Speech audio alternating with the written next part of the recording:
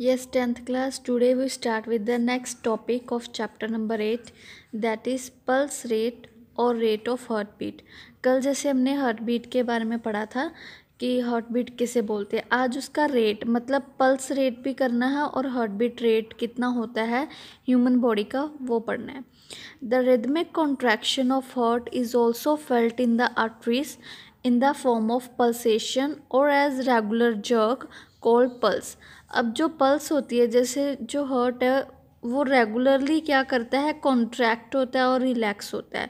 तो ये जो उसका पल्सेशन होती है अल्टरनेट वे में, कभी कॉन्ट्रैक्शन कभी रिलैक्सेशन, तो इसकी वजह से जो आर्टरीज होती हैं जो कि ब्लड वेसल्स में आती हैं उसमें एक रेगुलर जर्क देखने को मिलता है. जर्क होते हैं जैसे थोड़ा हल्का सा बिल्कुल माइनर सा झटका, तो जिसको हम क्या बोलते हैं, pulse. Each ventricular systole start a new pulse. जब भी एक न्यू वेंट्रिकुलर सिस्टोल होगा मतलब एक वेंट्रिकुलर कॉन्ट्रैक्ट होगा उस टाइम पे न्यू पल्स बनती है.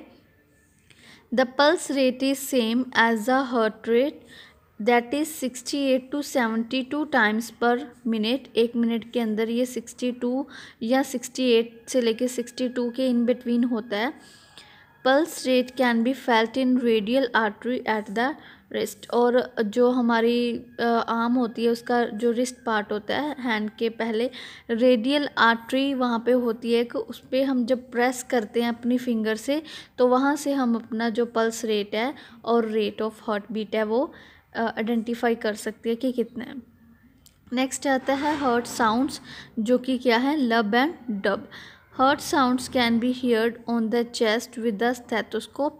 स्टेथोस्कोप एक डिवाइस है जिसको हम चेस्ट पे अगर रखेंगे और जो उसके बर्ड्स होते हैं ईयर में डालेंगे तो हमें क्या सुनाई देगी, हार्ट बीट सुनाई देगी, हार्ट की साउंड सुनाई देगी. दे आर लब and dub sounds occurring repeatedly.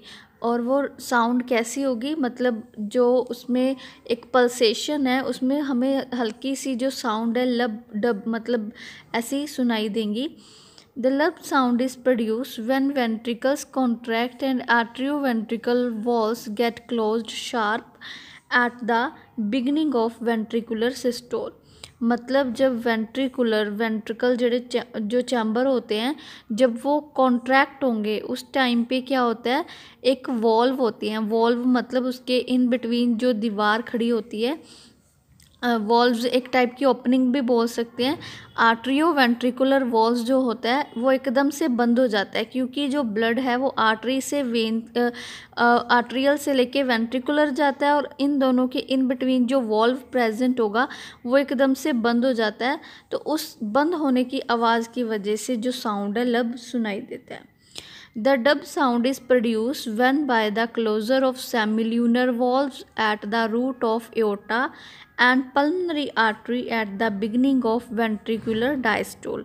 अब वेंट्रिकल जब रिलैक्स होते हैं, डायस्टोल का मतलब होगा जब वेंट्रिकल्स जो है रिलैक्स हो गए.